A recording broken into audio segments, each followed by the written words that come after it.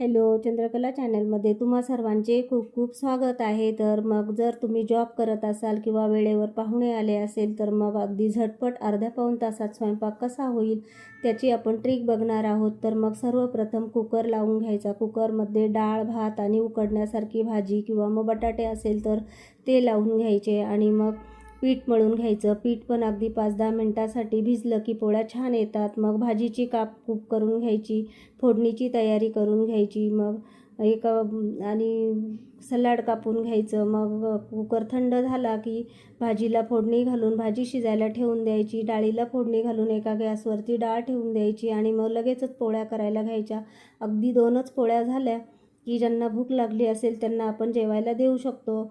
आणि मग अशा पद्धतीने अगदी गरम गरम तव्यावरची ताटामध्ये पोळी असेल तर जेवण पण खूपच छान लागतं आणि आणखी जास्तीच एक पोळी खाल्ली जाते.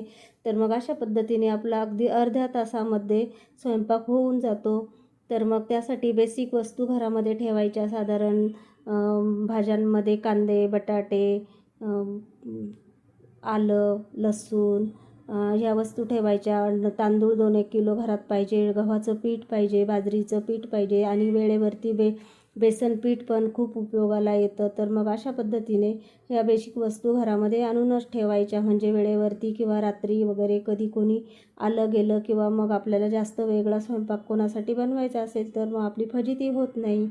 तर मग अशा पद्धतीने आपण अगदी झटपट स्वयंपाक कसा करायचा ते बघितलं. व्हिडिओ आवडला असेल तर लाईक, शेअर, सबस्क्राईब, कॉमेंट करा.